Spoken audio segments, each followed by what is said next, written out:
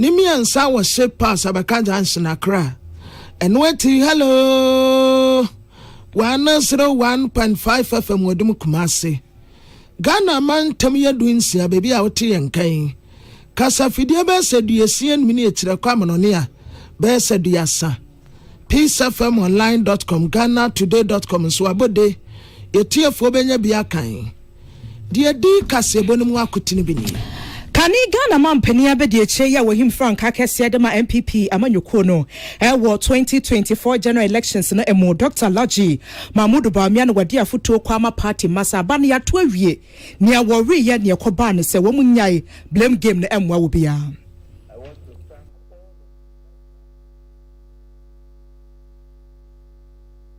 It is not about winning a prime. Ghana buying any gold fields in penny for Esijina Yasa Namia Duma Enche da my minds no one say won't bet me a demo. MPP Amanyokona Kasa Church Musem April Bosman de Toso Edionumino da Kessia Pa de Magana Yabakwa some say Arehoda. But yesterday was a sad day for the democracy of this country, whereby under the Fourth Republic, an independent organ, the judiciary, was attacked. Ghana Medical Association penny for the Krata 10 PM Montana so. Now Wakasa watch him say and some fatase penny quanchefwa kane. Now wadata Maliabaya or Sabiana no yeginity or bestre. Ese was swap for ya was show my gun na pomo de some so one fa pacha emra. President Edma Ghana Journalists Association Kuno and what you to judge him say bokunsa some de near tibia my Ghana central for ye support ya de ma asante. We call on all sides to the conflict and indeed all Ghanaians to promote peace in Bawku. We must also support the effort of the Asante Otufo Osetutu II.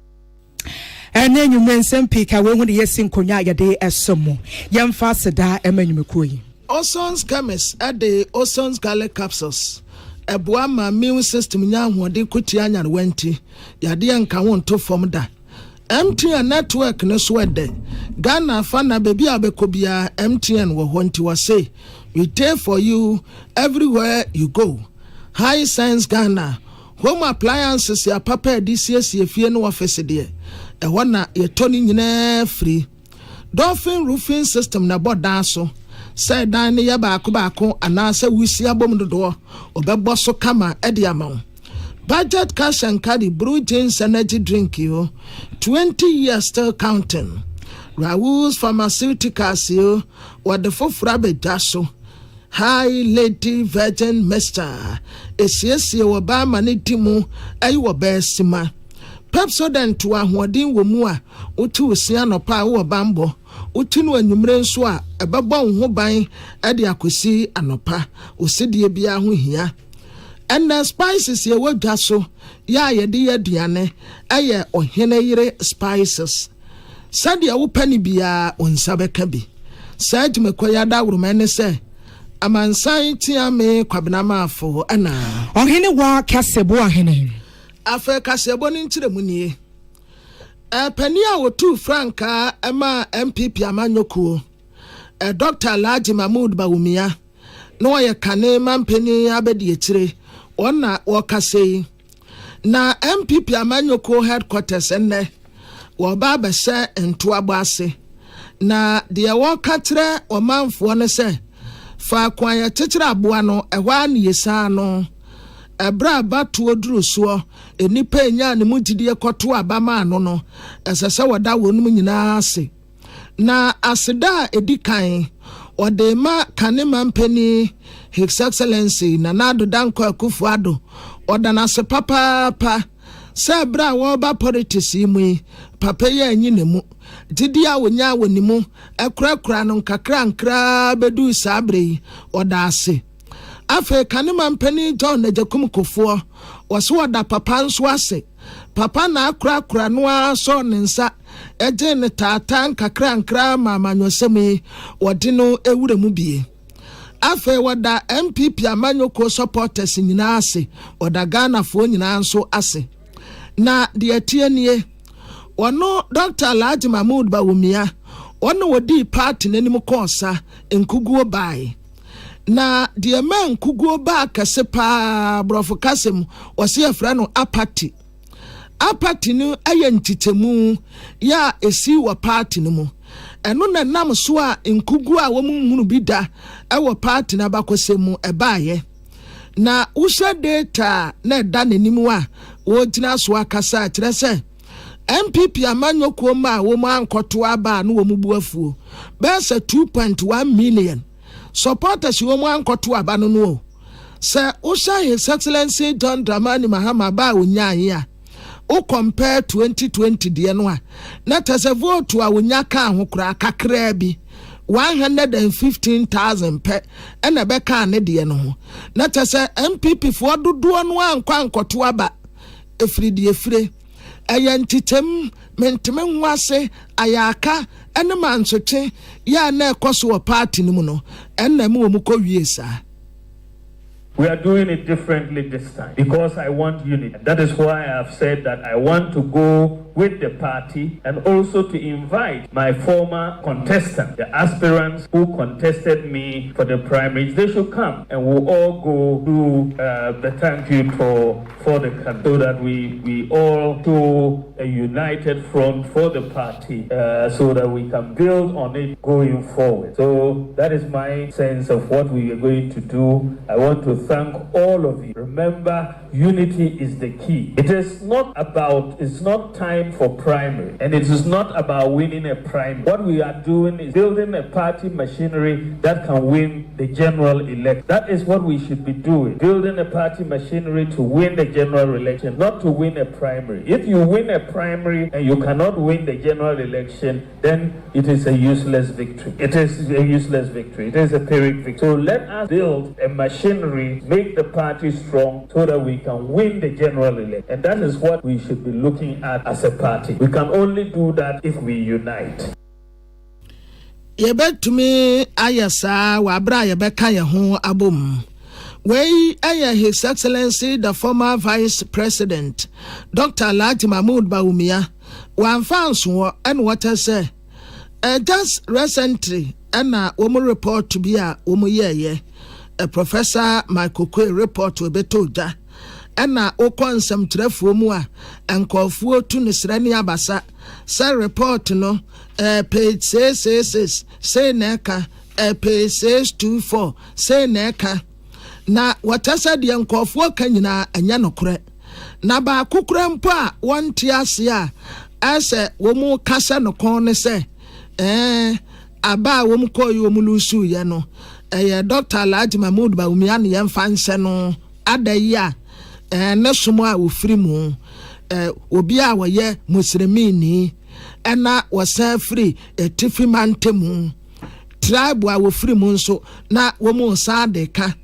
opese wo ka kire sa nkofo ni nyina se sa report a womu ka any research womu su womu aye any data womu akeka si ani a womu tumfu trogu omanfo ni nyina se nokura ba akukura enim wa hanim wotena na ono krampo data da nenim e show credit say ono a woye muslim Dr. Alhaji Mahmood Bawumia was free etifido say ukwa baby a womu anese say womu ya Christopher ya womu jina premra sebeja akonya no a wono kra perform wo honom better than them kra especially womu wo ta womu nyina. The MPP presidential candidate performed better than the Christian parliamentary candidate in many constituents across. So it couldn't be if they were voting because of religion, I shouldn't be performing better than the Christian parliamentary candidate. Even my good friend Ntim Fodjo, who is giving a lot of heat to the government at the moment in Parliament. Ntim Fodjo is a reverend father in Ntim Fodjo. I say serve, but I did better than him in his constituency. So he did so well. I mean, he did and mobilized the vote for me, and I thank him very much. But if you look at all across the country, fact is that there was no religious factor in the vote. It is only propaganda. There is no religious factor. And in fact, we sought to see so many different institutions undertook research and undertook studies to answer the question, you had our MPs, you had Conrad Adenauer, you had Global Info Analytics, you had different institutions. But when you look at it all, they all came to the conclusion that it wasn't an issue of religion. Oh, Sasam noa womo kano. Enimuha ene enimuha otena. Now compare asen south to the ekura wonwa ye de bebrebe. Sa ono kura mpa sebio oye mosiremi no. O perform better kura was our constituency nimpo chen. Kristo ni mra sebedeni no a ono ase se ogina ye no. De yete se okasei wano na otu franka ma MPP amanyoko ewo 2024 abatuo mu osaye former vice president His Excellency Dr. Alhaji Mahmood Bawumia yenua Pius Bedu Bansen Yada so agyinemu MPP amanyoko mo akache party no akasa watchere se nanwoda April bosmene de toso aduonomienu wa fimu ena wonya ne ntie se nkrata tentibi efia bankese mwepie emontene so sankrata no wokenka ebe no hu se Chief Justice ewo my Ghana mu ma metoko no abane kirem se wontena sesa ne be ya petition yensa ye betimi aye emu hwehwemu na no na MPP amanyoko de atodwa watchere se sadana eye April bosmene de toso aduonomienu eye da bone pa de magana e democracy na nipa wode sansem we etudwa eye general secretary edema MPP amanyoko no Justin Frimpong Kodia na wode tudwa bra na du MPP amanyoko dia tudwa wo kire se ye da munyina asio thank you to no wode hye so wo partner tena kese mo no wonkrapompudi matamo ensem wode atudwa ne bini. But yesterday was a sad day for the democracy of this country, whereby under the Fourth Republic, an independent organ, the judiciary, was attacked to the extent that Chief Justice of the Republic had been suspended by the sitting president, something that has never happened under this Fourth Republic. And as a party, we are using this medium to show our displeasure about the action of His Excellency John Dramani Mahama. This is not the democracy Ghana wishes for. And as a country that has gone through several elections, there should be progression, not retrogression. The action by His Excellency President Mahama is not just absurd, but also repugnant and unconstitutional. More so when we know a petition has been filed at the Supreme Court challenging the very process. At least the president should adhere to the rules and principles of the law by allowing the due process to follow before he can even carry on with the politically motivated activity. At least the law should speak first. Eni ayekotie wonu ye general secretary de ma MPP amanyoko no wamanansi hono a ene wose we de wode apacha we mu odu ekwa magana for say MPP aba betena so wonim pefe se neme bi hono a wo mo ye ya entwaye wosre Ghana for wosre MPP amanyoko supporters say nyame ya adom a party ne go so ya wo ye adwumamfom so biada wo ye ye e wo 2016 na so 2024 no wose wo behwe se sanfom so nyina abekọ mochi nyame ya adom Ghana for mo makwanya 2028 ya wasi adwuma obebo ade asom Ghana for no ye ne beje pa. To our supporters, Ghanaians, who were disappointed with us as a party, as a government, because of certain inactions and actions of our party and our government, we have heard you, and as a party, we are reflected on everything that happened during our tenure of office. We know we did our best in terms of infrastructure, in terms of policies, but we didn't get everything right. So to everyone who hears us, who watches us, on behalf of the National Party, we want to say we are sorry for the disappointment that you had. But we can assure you that we have learned our lessons, and the restructuring that is going to happen in our party will make sure that the new patriotic party comes back on the right road, and in 2028, when by God's grace we give us the mantle, all the wrongs that were made will be corrected for us to have a better government under the leadership of a flag bearer that we will select.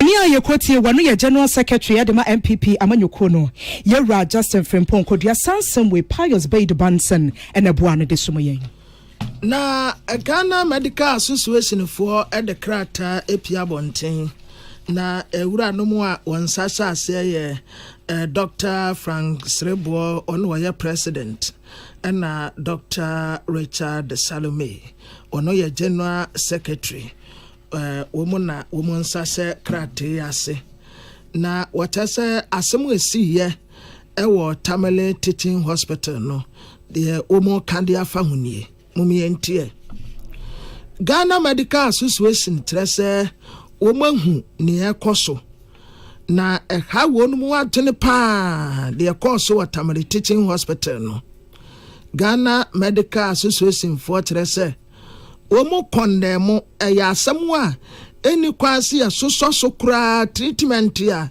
yede ma doctors ya na ewo emergency unit no ebra Minister of Health ene mrasebedeni ya wegina ma adese wo Tamale North ekoduru ho na sadie ewura no mienu ene a doctor fo kasa tientiam guo mu so kika mu kire wonum entaye kra na ne eta wo mu awo kra ne se wo mu kwatre ya Chief Executive Officer ya wada Tamale Teaching Hospital no ya say ya suspend no ya dismiss no and wo mu tase dismissing for what entaye kra wo mu nsama papa no emra meye najuma na wo say the Minister of Health ye no a ansa ni tumi a ye de ama no wadidi ama na broso ye friend say abuse of power yes so ye Minister of Health wish ye nie we de watra ne se no kra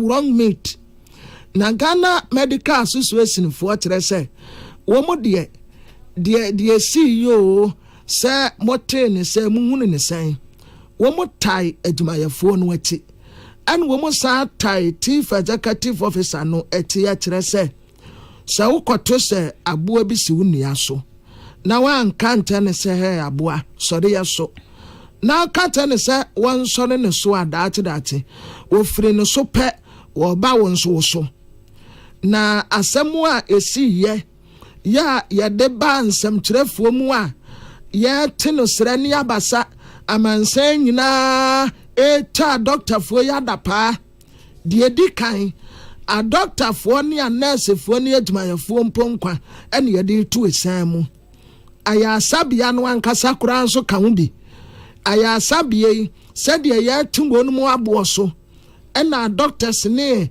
ade a wa se ya tuwo mu nyina de ababa gina mansa court ena Ghana nso de wunim asamba se yi a yenya abutre misem eno anse ya ti ya ne se yeta wonu mu adapa na head of emergency unit wono kura se kura de yese ya threaten no ema yese wokọ abafu internet so a ye fra bibi cyber bullying said yesi abuse wo mu wo internet so no ama a doctor fo ne adwumayefo no kura mpanya hawo ya ye fra no psychological trauma doctors ne nurse fo ni nyina obi anya sa problem ni bi na ni nyina firi hefa ni nyina firi the minister ekoye wo ho ene ye de wo mu abagina mansemu a ye ti wonu mu abo so a doctor fo adwumaye mpode na ni kwase ye de beto abonten enso enne asemu eba ya nkom betumi akorakora no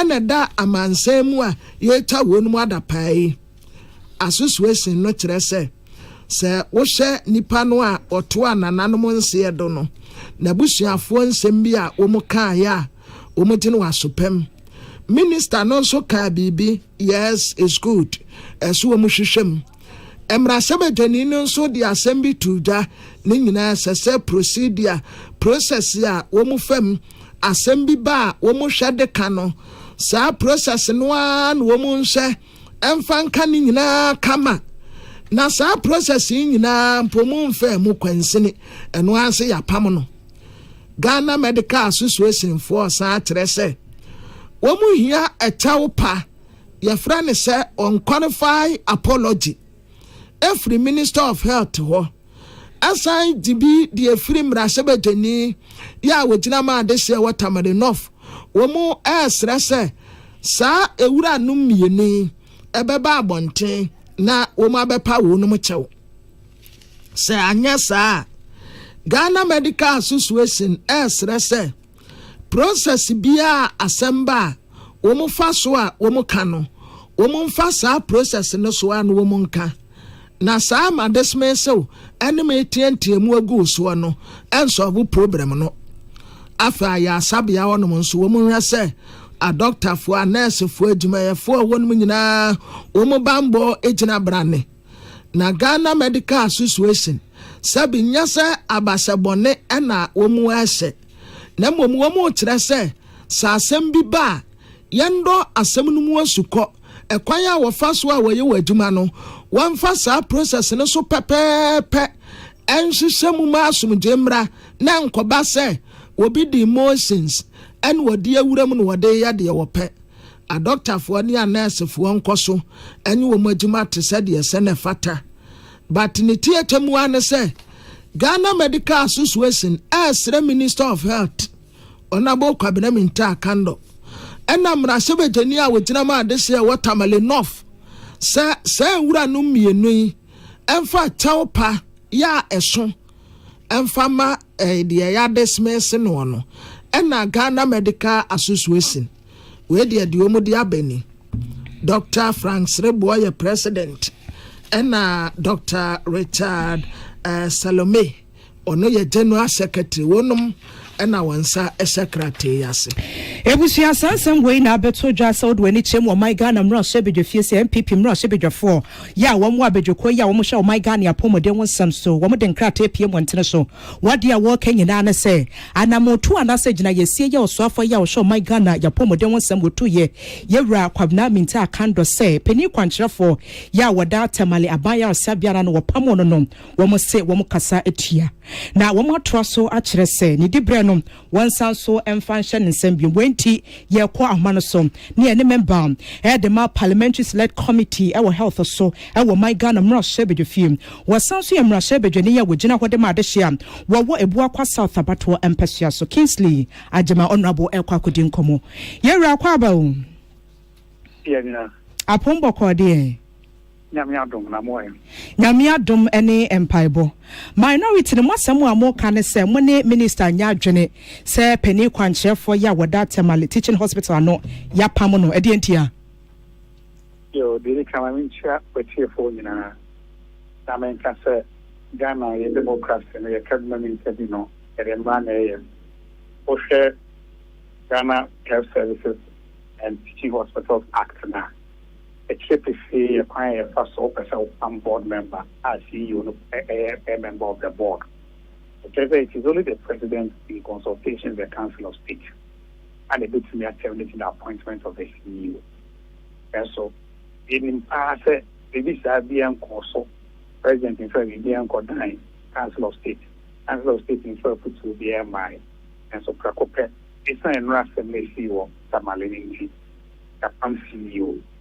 Ankoswa Bawku said, I are showing a young now, to be able to rise to the high office of a minister, it is required of you say over exercises, high levels of cerebrality, the able to be sober. You shouldn't be too emotional about stuff. And yet, it is the lowest pointer able to me. A healthcare giver, any the minister responsible for health. Ebenya kasa in the full glare of the media, the full glare of the public. Any patient I am say, Uncle Ye, yes sir, the bien I am for enka. In fact, the same law they provide making provisions where you think that they are disciplinary matters. But so I refer to the disciplinary committee. I don't even say them and the agent. And then I had here, and then I had here. And then they see that. I emphasize them and the agent more Ghana. I have some Bawku say. A doctor for me and nurse for only healthcare givers a human. Said. And you said, I'm saying, you know. Now, would you any day alcohol? So, Pierre Passundi. Especially in a health facility, they have absolute peace of mind to do their work because the slightest 1 second split decision you will be taken. Everything you have many passion and I debate them in Kenya. About a new of pneumonia, but here can say the facility is not under any law to declare the medical circumstances that led to the death of that person to the health minister. every man who closes that law. And it's either by a compulsion of the court, another security agency closed with an investigative aid. And some of what's the situation release because in all humility, you can't have records. It's a matter of private and confidential affairs. You don't just release them. In the minority, you can say the minister does not have the authority under the laws that regulate the Ghana Health Service any teaching hospitals to have made that announcement. I'm afraid the bomb decision the order that is if the president has consulted the Council of State at this decision. I did take the minister said, oh, you the taxpayers' money. And they are opening every time about Tamale and some of their content and some of the announcements here. I mean, no. It cannot be an issue of coincidence. You see what Tamale no. Now, the Ghana Medical Association, any Ghana Association of Doctors, any I actually say, you can probably give it to me the island, minister to me the apostle.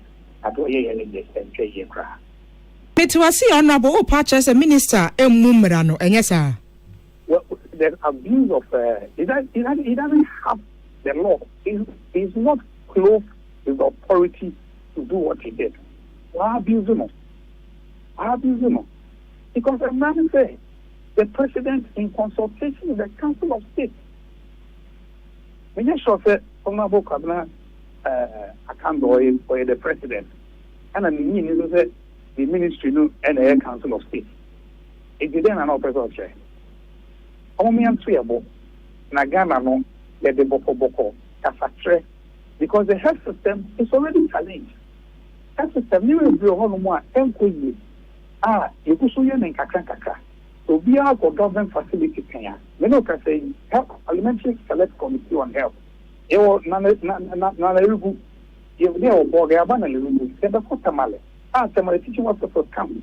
It is one part the intentions were right. The chairman of the committee on health or your party member.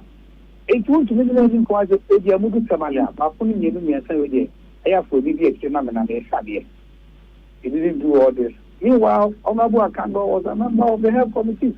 He was even ranking at the time. It's a ben who, and somebody who Padia or not a Yankee and all stakeholders get involved so that eventually a health system. I believe the idea is really it. Bawku woman is Simon Crata, and I would PM once, so now much said decision nonka one train sign.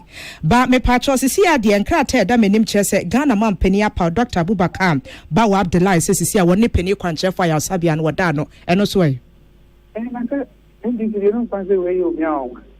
And this sister Duku dear, and a young family Juma. I don't mind you with a naked one. Yes, you said, I'm a player, I might say statement by. You say the other family. Obey be I am for Bukra. It will be any one. Or Petor Tegan for the own Fagan and Mra and Nijuma. That is it. Monche Darabia home. Oh, sir, your recess. There were a lot of parliamentary privileges. I mean, I don't hear resume. We will exploit to the latter. And the individual and a doctor now, he will be so. I'm can have redress. Several redress in the court. It is who exploit. And you remember your Nasa no Adaji. You, Miss Madame. It was your member at the Mabedukoya, one more sharp, and then one some, and my gun and Ross Sebed film. Was also MPP Ross Sebedania with Jenna Wadamadasia, what Boaka South Abato and Pessiatron Honorable Kingsley Ajamanti, Wakasapa Nemum, as you see, I did when it's him with Tamale Teaching Hospital. Penny Quancher for Dano, and your Dr. Abubakar Bawa Abdullah. Na ya kwanza mfoforo so a President Ghana Journalists Association yera Albert Kwabenadonfo ana woda krobia sante kotokwahini utumfo se tutu a wotoso mienu ase se o sema asumje abama adese a ewoboko na wotre se asemu sebeko sebebo ne kase no agina nsamtrefo de ebeka de afa ho entienne wabra wo friends samtrefo se yemra metie na wo kasade afa ensiesie ya ekoso ewo boko wotre se yenso yene aye yansam trefo aye dibiko edibiba no yanka asemu a ebetumi aba asomdue a wo hwehwa ma adese ewo boko no edimu chanse yebesusu jegum anase yebehye tekra odem. On the renewed Bawku conflict, the GJ is disheartened of events. We want to add our voice to the many calls for peace to prevail in the area. We call on all sides to the conflict and indeed all Ghanaians to promote peace in Bawku. We must also support the effort of the Asantehene Otufo Osei II towards resolving the conflict. Finally, we must keep alive the whole national slogan. Na enuati ana wo sra ye ne nsamtrafo bio se enkofo a eba yatenaye ya ye ne wo mudinkita ho se ye frɛ nipa kura na se ye so metna studio ni ye bema na kwanya na nipa kuro no so besusu jegum de saa nioma etise no yenjai. We wish to advise media practitioners to be extremely circumspect in their reportage and comment in order not to nioma etise no yenjai. We wish to advise media practitioners to be extremely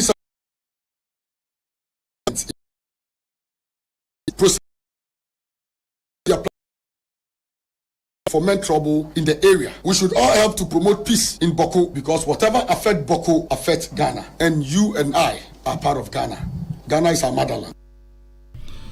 Na enwati ana wo katra nsamtrefo se Galamse kunwa abaye shai no yenyina yemfa ye hundimbe na yenkasam fentie sanse damage agadamse no damage yensuo ene yatena ye no esopa na ensamtrefo nsɛmudi a ena wɔyɛyɛ ene wɔtasa ba akofo nsɛntumi nso nyame ni kata abanko antumi nyɛ mene wo nso mu a na bɛka wo bie ama galamse kono yetumi akɔ atu ase. There is no institution, I dare say, that has stayed the fight against Galamsey more than the media. The GJ has instituted an award category on the subject matter for many years now to encourage our rank and file to keep the cameras, microphones, and pens on the massive destruction of our land, water bodies, and lives by Galamsey. We shall never stop this fight until Galamsey is knocked out. We wish to commend all our comrades in the fields working hard for Mother Ghana, even at the peril of their lives. Colleagues, we have observed some positive steps by the Ministry of Lands and Natural Resources towards dealing with the Galamsey problem. We wish at this point to commend the Minister, Honorable Emmanuel Ama Kofi-Buah, for a show of commitment to the fight against Galamsey. Na enwati ana yewra Albert Kwabena Jomfo ade adesrede ema aban esande biaba Minister of Lands and Natural Resources say womaka yate effort wa womunsu di semu no esese womunyiri womu pa na nkoye se ututu anoma ahode akotere pani se wonto din ma yen yegusu a yeyire hu ye ho yentu ase no na nkofo na mase no womunsu ye. We, however, think there are more to do to ensure greater success, such as the repeal of the law that allows for mining in forest reserves and the declaration of state of emergency in targeted areas to ensure a frontal attack on Galamsey. We also demand from the minister and the government the protection of journalists and facilitation of their work in mining fields to enable them discharge their duties without hindrance, fear, and threat to their lives. We urge the minister to immediately collaborate with the GJ and the media to fashion out ways in which the media can play a greater and more impactful roles in the fight against Galamsey. Dear yate se okase President ma GJA Albert Kwabena Jomfo yenia Abdullahi Dasmani. Ya to akase boy so ayede ne kiremu ewo ensemfoforo emu. Enkrata tenten ye da manimi efi abankase mu ene pie montene so. Ghana by now first Goldfield Ghana Limited. Eguso ya womudi komo sane be ya wombetimi adan da mines ne mu na wode ama woman Ghana.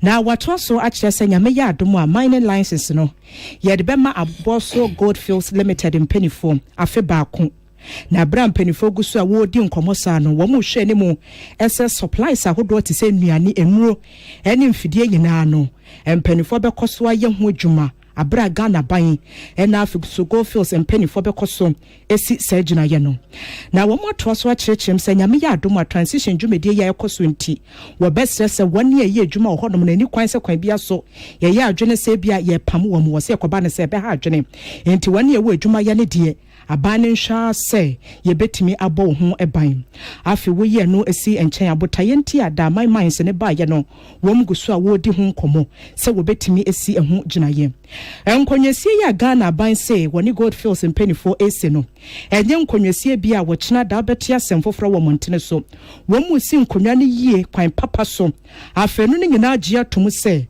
yebesi nkonwa afi kasa bia da ye de ye to akoma so en ye behwe se ye betimi ade atodwa enti wo ma kyerem se nyame ya adoma enche sani amanfo so de ya no wo mo kasa da my minds kura na Ghana for dodo na enimu no wo mo se nyame ya adom a wo mbeda mu e de ama obia wo ye Ghana ni tie bia kwabena mafo se ya ena ne sika so no botom wo betimi atwa ye beje mu fefefe na afi ye de ama empanifo krata ye da menimi atwa so a kyerkyerem se nyame ya adom a wo mo hwe enim se lisi baako ye takwa minds no agere so am 2027 na wo se nyina akọ na wieye ebekọ na wie yenti ena mpanifo kyerɛ sɛ ɛno so kura no wɔm go so ya wɔm kasa de afa ho sɛne ɛbɛya eduru hɔ no mu a sɛ ye betre mu ana asɛmpo no ye bɛma na esi hɔ no mu ano mpanifo betimi ate wɔ ho ase Ghana ban atoa so akyerɛ sɛ wɔm ɛhyɛbɔ ɛsɛ ne etie bia no ɛba no wɔ my Ghana mining sector na wo betimi aye adwumadene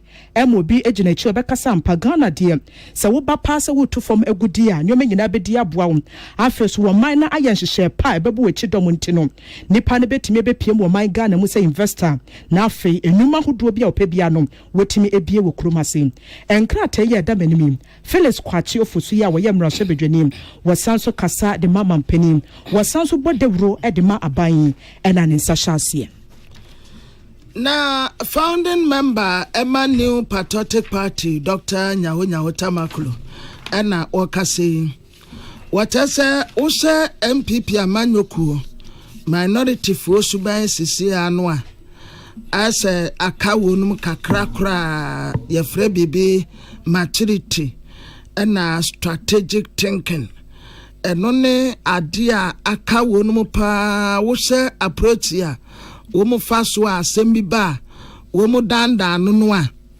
ɛsɛ womu sa kɔ back ɛkɔ table ho anaso womu pe obi a obetumi akyerɛ wonum adeɛ sɛ bi asɛm aba ɛkwa ba ne yɛmfa so a yɛnka biye na wohyɛ womu suba pa sɛ womu yɛ opposition a adeɛ bi a ban de bɛbɛ bia womu oposu nti saa na womu suban no akwaye na wose musuban yese yi a na tese party ne daate ena mo pese mo se no na wobo wobidin wose minority leader honorable Alexander Kwame na Afenyomaken sa wo hye ne suban ya woda ne di se yi a ase amanyosem mu no ne mfisusa mamenka ne tese de oka na ase political immaturity baby ankasa sɛ wonyini wɔ politics mu no wonyini yɛ ɛna wɔpɛ wɔ force nyini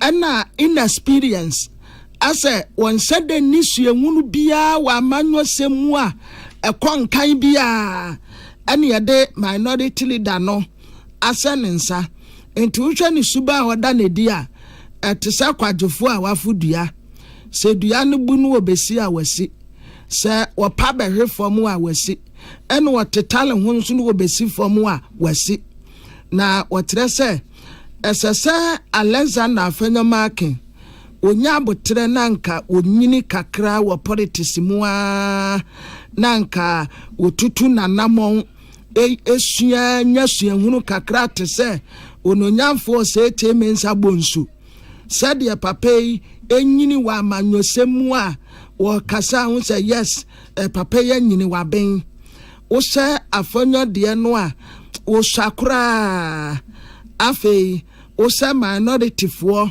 subaya wo mo da na die sa ba de policy bi aba eno anso omu di mirika ye opposition to ye posu sa ade ne ya papa na anya papa omu ntena senhwem emfiri omu ntan ko a efiri aban foforo ntan na eba no se dia da omu so ye opposition fo no ade ne ya papa o se anya papa o ni nyina omu posu na watafre ntumi ansa bedemu a na efra kokwanti wa watetere ho ntansa nyina odebo Alexander Afenyomake wose enamso ena party ewie samu akuni edui.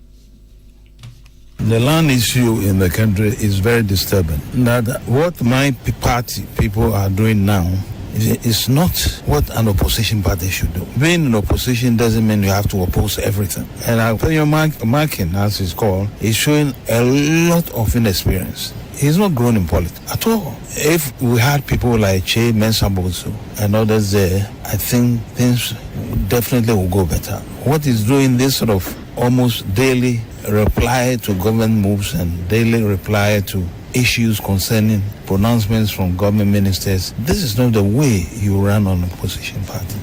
What they are doing, rather, they are running the party into a ditch.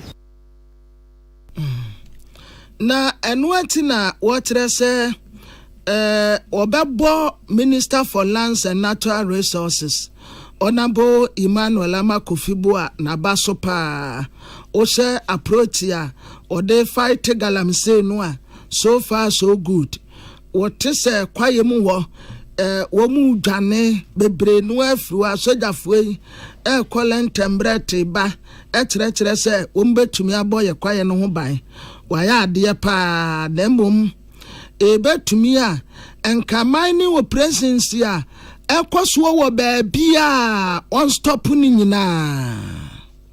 I believe strongly that there are people now who will come out boldly and confront them. Now, on the question of a minister, that's Kofi Boah. I think Kofi Boah has done so far very, very well. What I will say is that, and I'll keep on saying, I've said that repeatedly, before we can realize any change in our water bodies, the entire illegal mining, whether legal or illegal, as far as the surface mining, should be stopped. Because if you don't do that, you don't see the work that we are doing. So that is what I'll tell Boah. Boah should make sure the whole so-called mining that is done on the surface is put to a stop.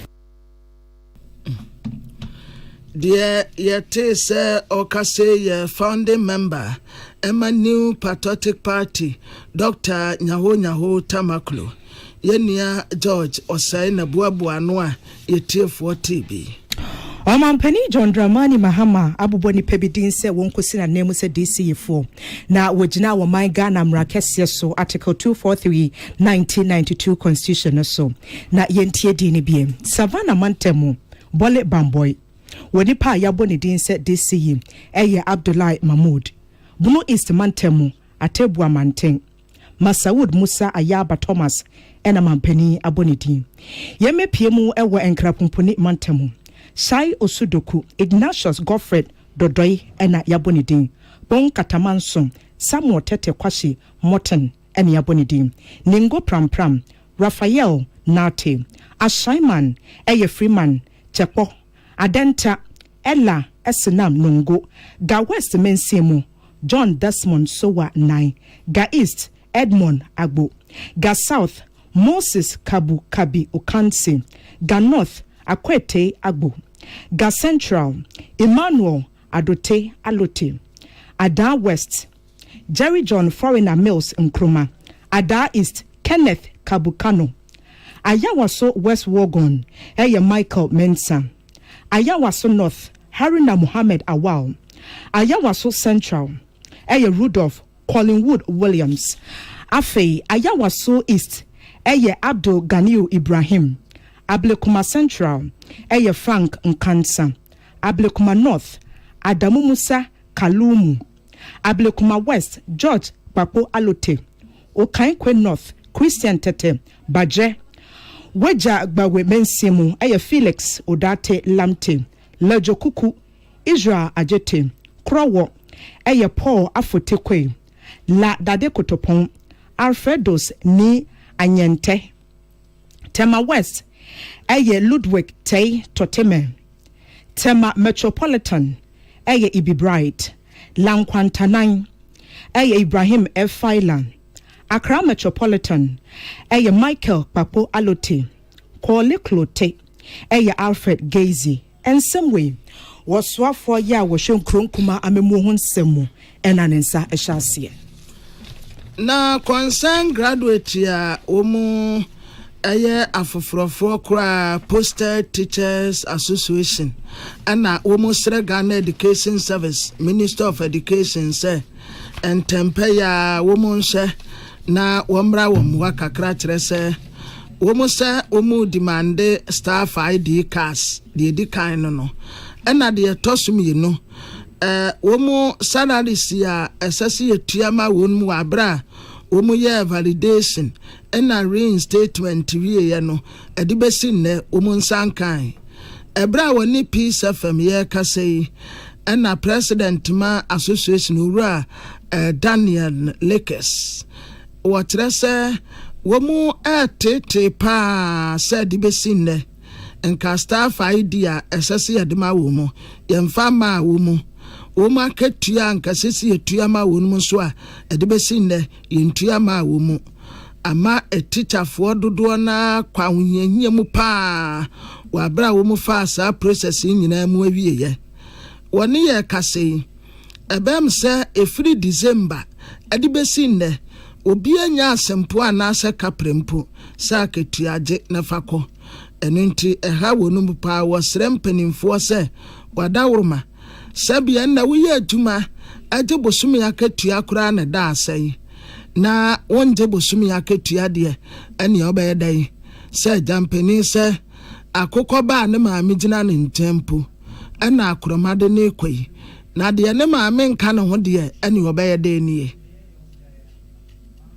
ye wo school ma ye adwuman bi om ko ye minu ba ko e de ko adakulu baby owo from school to baby ote and back na bia wo pem I say moto ntimi nante moto e de ko busumi bia e 4 million ni pano say busumi wa ko start adwuman January February March de April mu ni pay my busumi bia so to SK ama atete ya ni panam bebre no e bia fa ho kra fafayare ene ade no mo hwe na de na way nim da ban the staff IDs be ba because staff ID ne ba akatua ne ba yesu enya ketua kibo to nyaka yesu ye Ghana for yenu no mo omon transfer regional office no da ben na omon so ye beyi obama regional directors na yi omon se free krata no so if ye board regional directors no ye come na sia o mas mo kan say the directive every so say omon what process no da ben na ode mo no omon so yi omon se free sa krata no so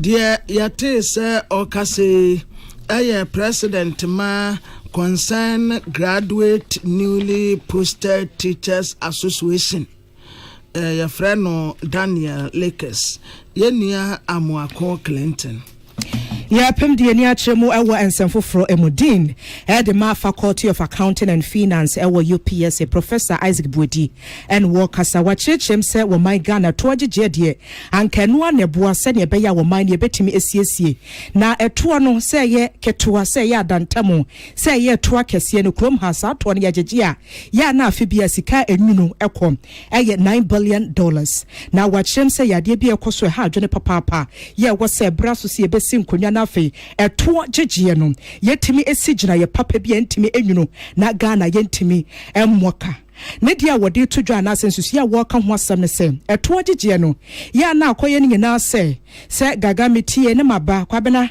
etwia woto wo se anu amua yenye ne se fidie ene abefo ntentan fidie kase so ne ya to ya boase ne ya gye woto no eno sa hwini wa betimi akanya fe na wo behu abeg na na meniska ena kwabra ne na sefo no wo se eba ne se beboa pa wo de sansem we nyina akoto dwabo kase ekoso conference ekoso ewo UPSA wonkrapomponi mantamu a na wo kasa kyerɛkyerɛ kwan ya wo my Ghana to na ya gyegye no se ne si enwunu no ye betimi esi anokwan wo se nya se Ghana sabi ye ho akyerɛ na emum enwunu wankasa ye si kasam totoye wo se enyina naso Kwanya Ghana Yesika Sem tax revenue no Emma Bebre na loopholes abedem. So say a tortisa ayana enyuno te debo ane pe kwan be fa so you wait me sisa nyoma no on kwan. Ye me hu say o man ye share almost about $9 billion or so annually. Anodin kwanya model ben ye fa so a Yesika Sem wait me abohon ban ai enyum biom. Ye hu the root causes ay masadi ba. Our revenues to be digitalized or say digitalization.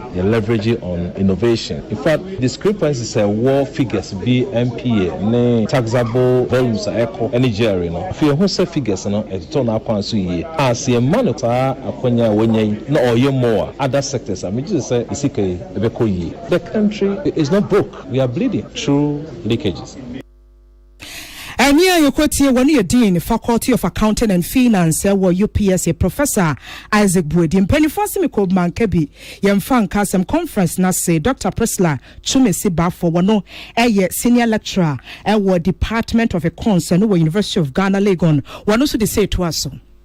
Ghana say one of the major issues we face is inability for government to generate enough revenue. A lot of people ain't share direct taxes, that is income tax. I will share a lot of the developed countries you see say those are areas or omuyadi because incomes are easier to tax, especially when people have formal sector jobs. Oba side government ain't to me because a lot of people are in the informal sector who make real income but are not paying tax. The government is share to find out ways of making the processes easier for taxes. If people see that their monies are working for them, when you see that rubbish is collected, street light, people will be willing to pay more.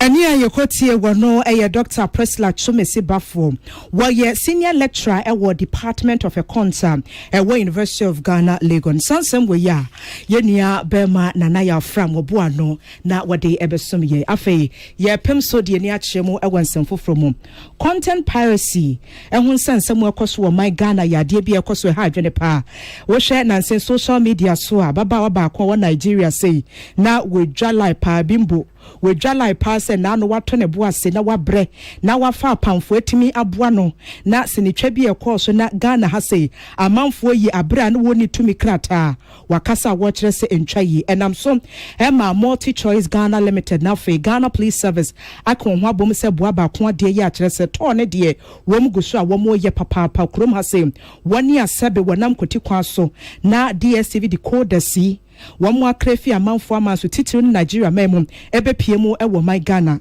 wasi ya wankrapumponi mantempeno 2000 DSTV decoders ena wamo cheye sa operation kesi ya yeka hwasemi ya multi choice Ghana anti-piracy team na afiso cyber crimes unit she Ghana police service ase en watu wabuasi ye radar wako cheye na wamo tuwaso chirechim se nye hadwe kurani se ya wani pe kuwe bi wakrom hasi ya sansa mwani ene sansa mfonu wamu wamo swadi anopa DSTV decoders in Nigeria maimu ena wonam kuti kwanso ekrade ba wasi kumase na afeta krade tadi atoye mantem se 3000 ena wansa esomo enti kam ye nyina abomu dia na akwakosi 5000 unit ya ni nyina mu womu kirem se womu tracy bi kopie mu ewala ena afiso nima ni nyina da ewo enkrapomponi mantem edumeko kese ya to so ya wo kire se eba ne se wobi atena se ne nyansemu ne nimdie mu wode anwene nade na ofoforo nam kwoti kwanso se wo kra ya de bia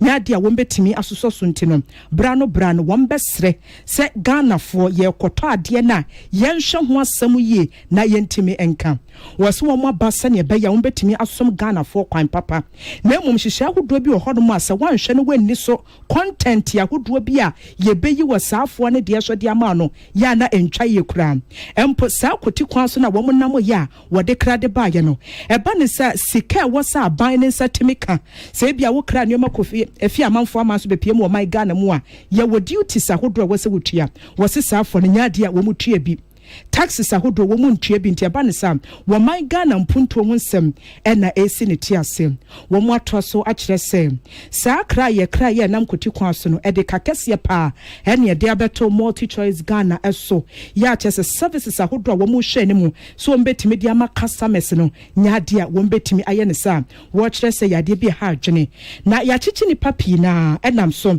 Emma managing director Edema multi choice Ghana limited Alex Ochene central for di nkomo and watch mu say ya wo mra batan e wo kromase emra ne edi kan ne say wo pese wo kra bibia ti say ya e wo se oba na afi obaji tumi krata eno na e bo wo chidom ese decoders no obetimi akra ebepie mu e wo man Ghana mu na ekoba ne say nipa no enam koti kwan so na afi wo de ba krom ha say ya na ye say wo no consignment ne duty bia ne ho no ma wo timi etuaye wo say ya de bia ha adwene afi ne etoso miensa ne say decoders no enam say Ghana fo ye nim nti na ye koto nti no e ba ne say wo tua ho sika wo tua ya na ekopie mu e wo Nigeria eno so say no saa kwan ne mpanifo de atodwa wo kyerɛ sɛ sika bɔne ho dwadie ɛho asɛm ɛna yɛken ɛtoɔ no so kran wo a wontua bi wɔse ha adwene papaapa wɔse sɛne adwumadie ne sitie nti anhwɛ yi a sɛ yɛ multi choice Ghana limited decoders ya wɔn mu yi bibi di ama wa wɔn mu otumi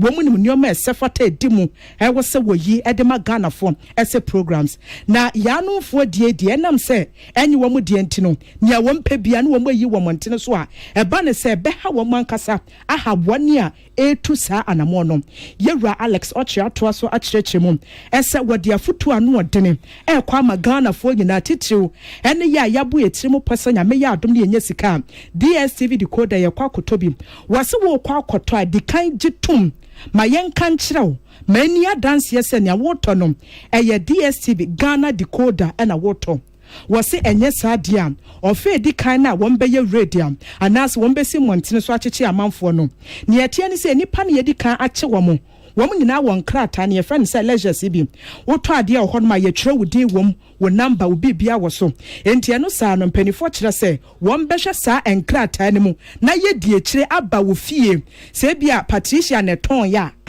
ɛne yɛtiesi etimi ba fie ne aba abɛgye anhwɛ yesu a Ghana mra ebɛbɔ ɛno nti wɔn mo srɛ sɛ wo kɔ akɔtɔ a yɛ di kan gitum hyɛ ne nso sɛ yɛ DSTV Ghana decoders ne bi ɛna wotɔ ɛba ne saa deɛ a ho sɔn asɛm bi ani ho wɔse saa ledgers anasɛ nkrataa na wɔn nsa aka no DSTV Nigeria decoder ne nyinaa wɔ so account numbers egu so enipa bi ɛkɔtɔ bi kɔ wɔn fie no so ɛno so kora no nyinaa mu din wɔ saa nkrataa no so enti wɔse mo nhyɛ ne nso afi ne atwa to kora ne sɛ multi choice Ghana say wɔn ayɛ krado ɛsa adeɛ fɛ ne piracy ne yɛtie bia no wɔn bɛtumi etu ɛso ɛsa enti wɔbɛsrɛ sɛ daakye ankɔ ama wɔbi kra ne ɔmɛ bi ati sɛ yɛ tumi krata no ɛwɔ sɛ wɔgye sɛnea ɛbɛyɛ a ɛbɛtumi abɔ ho ban wɔn mpɛ sɛ foforɔ bɛsi daakye nti ɛna sisɛmre yɛ a yɛkasa wɔn afa Peace FM kasafidie kɛseɛ so na wɔn ahyɛ aseɛ ɛbɔ Ghana foɔ nyinaa kɔkɔ sɛ ansa na abɛtɔ bibi ati sɛ no yɛ a no wɔdi ka hwehwɛ mu ansa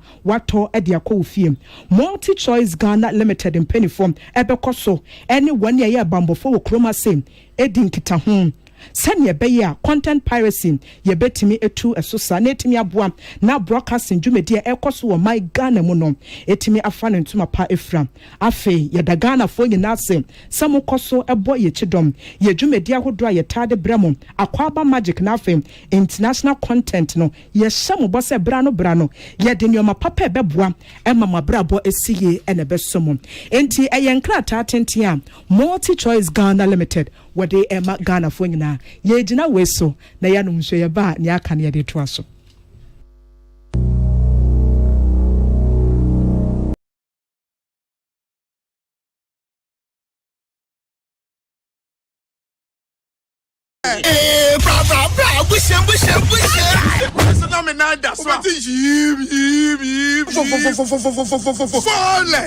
So kind of move smoother on them engine oil. It's bogumo engine oil. On your valvoline.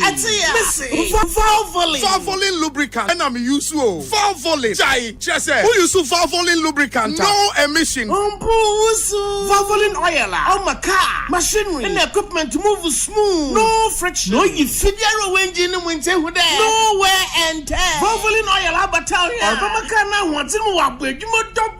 Movement desire smooth. The engine is a bit cherry. What on valvoline oil? Baby, what on oil beer? I can do a brain main office. Then you can Telecom University opposite. Yep, and CBG Bank. Fred 030-225-7633. Not the authorized dealer. PSD Plus 020-128-9987. Valvoline, the original engine oil since 1866. Happy delightful Jew. Swachilala, chichi soso. Afrana pa. Pashu breakfast and was in woman. Don't happy delightful juice against with toast, cereal, and even them cool. And you may a bread and fifi. The monster fridge man. Happy delightful juice. One of what? And you be happy to relax away. So I know when you're. Let's say what a tremor. Happy delightful juice. Off and a berry, I bring you all day long on fruit juice. I'm happy delight. One different flavors, different size. You number 1 letter. Number from NG 150 and 250 ml. A baby healthy life shows on your supermarket. Happy delightful juice. Loaded with taste. Papa no no, papa no no, papa no no, papa no no, papa no no, Ankasa. Polita is everywhere. Durable and authentic. Stronger brand you can trust. Polita, we get some more Rambo and get some more super. And the Polita, we get Polita. Papa no no, papa no no, papa no no, papa no no, papa no no, Ankasa. Polita, the original, always the best. Tune it in, turn it up, Peace FM, and rip off the knob. Yama yetiafo nyina akwaba kasebo no wasi amansan ti ame kwabena mafo ena ohene gwa kasebo ahene Osons chemist ade Osons garlic capsules immune system benya ahoden akwati anyarewa yade enka ho nto from the ahoden eye Osons garlic capsules